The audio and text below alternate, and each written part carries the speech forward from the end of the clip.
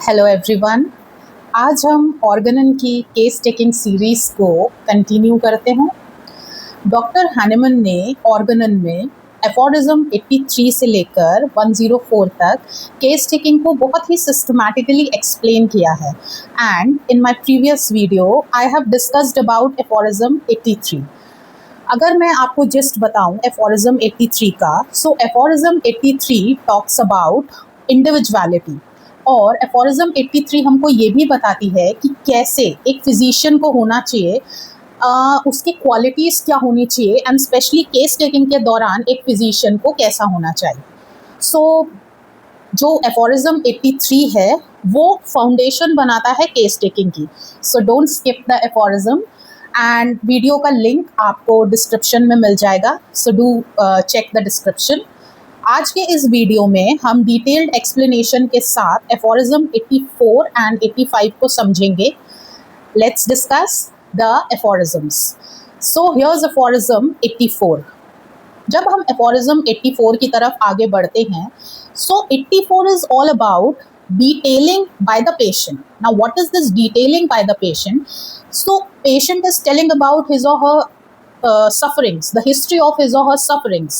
जो companions या attendants उनके साथ आए हैं वो बता रहे हैं कि patient का nature, behavior किस तरीके का है, अपना verdict दे रहे हैं regarding the patient. अब यहाँ पे as a homeopathic physician, what is our job?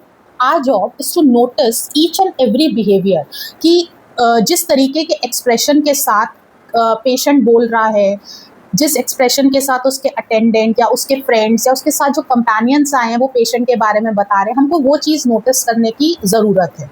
अब ऐसा हो सकता है कि पेशेंट कोई डिटेल दे रहा है बट वहाँ पे जो उसके साथ अटेंडेंट आया उसका एक्सप्रेशन चेंज हो रहा है। सो ये चीज़ नोटिस करने वाली बात है, बिकॉज यहाँ पे हमको एक आइडिया मिलेगा कि हो सकता है कि ये पॉइंट जो पेशेंट या उसका अटेंडेंट बता रहा है वो कहीं ना कहीं कुछ कंट्रोवर्शियल हो सकता है। सो मेनली जो हमारा काम है बीइंग अ होम्योपैथिक फिजिशियन वो है नोटिस करना, माइन्यूट ऑब्जर्विंग चीज़ों को, जो माइन्यूट से माइन्यूट चीज़ें हैं उनको ऑब्जर्व करना ही हमारा पहला जॉब है।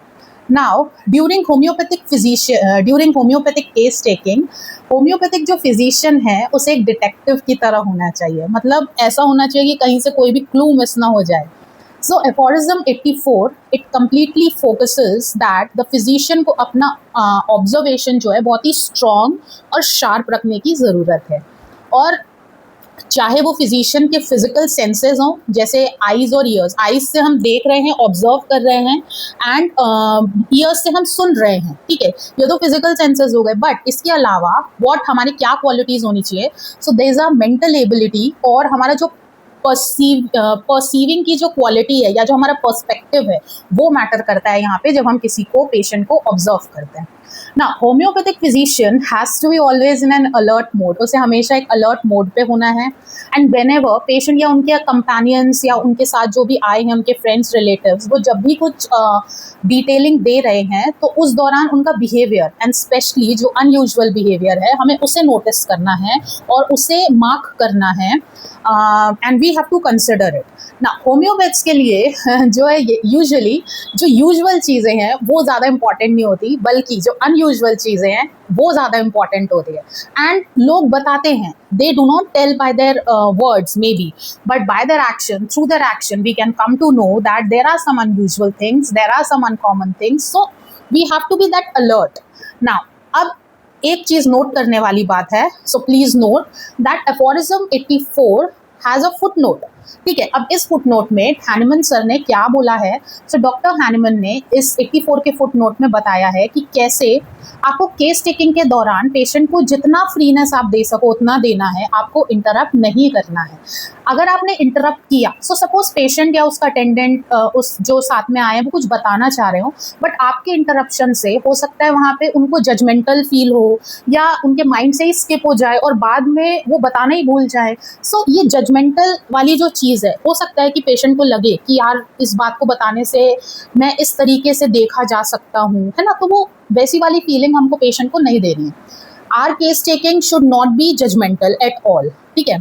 अब यहाँ एफोरिज्म 84 के फुट नोट में जैसे कि डॉक्टर हैनेमन ने बोला है और कि इंटरप्शन कैसे और क्यों नहीं करना चाहिए, उसके बीच में लॉजिक भी दिया है दैट अगर आपने इंटरप्ट किया सो हो सकता है पेशेंट अभी आपको कुछ बताना चाह रहा है, बट बाद में जब आप उससे पूछें तो शायद उसे याद ना रहे कि वो क्या कहना चाह रहा था। और एक होता है कि वो जजमेंटल फील करे कि वो उसको कहीं जज ना किया जा रहा हो। सो ये सब बातों का हमको ध्यान रखना चाहिए ना। इन सब बातों का ध्यान रखते हुए फिजिशियन को कामली पेशेंट को और उनके साथ आए हुए लोगों को बोलने का पूरा मौका देना चाहिए और उनको क्लियरली और ऑब्जर्वेंट तरीके से सुनना चाहिए। ये फिजिशियन का रोल है ना। ज़रूरी ये भी है कि जब आप उन्हें बोलने का पूरा मौका दे रहे हैं तो वो टॉपिक से हटे ना, वो अननेसेसरी या इररिलेवेंट चीज़ों के बारे में डिस्कस ना करने लग जाए। ये भी हमारे लिए इम्पॉर्टेंट है।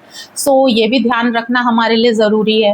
Now this aphorism also teaches us कि कैसे हमको अपने पेशेंट के साथ फ्रीली कम्युनिकेट करना है ना। What is this freely communicate करना? पेशेंट से हमें बेझिझक होके शुरुआत में ही, before we are doing the case taking, हमको उससे कह देना है कि आप जो भी बताएंगे मुझे वो सब नोट करना है, और इसलिए आप जो भी बताएं, जो भी आपके एक्सपीरियंसेस हैं, जो भी आपके सर्कमस्टेंसेस हैं, जो भी आपकी सफरिंग्स हैं, आप जो कुछ भी बताएं आप उसे इस स्पेस में बताएं कि मैं इजीली उसे नोट कर सकूं। सो this was about aphorism 84 and this concludes aphorism 84. Now there is aphorism 85. 85 aphorism जो है ये बात करता है, 84 का एक फॉलोइंग एफोरिज्म है। So it talks about the कि how we have to do the case taking. So patient is telling the symptom, we should not write the symptoms like a para. ठीक है, एक पैराग्राफ की तरह हमको नहीं लिखना है, हमको ऐसे लिखना है कि वो पॉइंट्स हमको दिखे। ठीक है, so there is about in aphorism 85 that we have to start the aphorism with every fresh line, कि हर एक symptom, हर एक circumstance एक fresh line से start हो। एंड जो भी पेशेंट बताए उसकी अटेंडेंट्स बताएं, उनके फ्रेंड्स फैमिली मेम्बर्स जो कोई भी उनके साथ कंपेनियंस आए हैं वो बताएं, तो उन्हें हमको हर फ्रेश लाइन से स्टार्ट करना है। ऐसे फ्रेश लाइन से हर एक सिम्टम को स्टार्ट करने से फ़ायदा जो है या बेनिफिट जो है वो फिजिशियन का ही है, बिकॉज लास्ट में जब हम टोटलिटी बनाते हैं तो हमको कन्फ्यूजन से बचने के लिए इस तरीके से प्रैक्टिस करनी चाहिए कि हम हर एक सिम्टम, हर एक सर्कमस्टेंस को इस तरीके से लिखें कि वो हमें क्लियरली विजिबल हो। नाउ सिस्टमैटिकली सारे सिम्टम्स को एक के बाद एक अरेंज करने से क्लियरली हमको पता चलेगा लास्ट में कि कौन सा सिम्टम जो है वो इम्पोर्टेंस का है और कौन सा नहीं है। नाउ जब हम ऐसे अरेंज करते हैं तो सिम्टम्स जो हैं these help us to give a clear view of the case and to understand the patient better.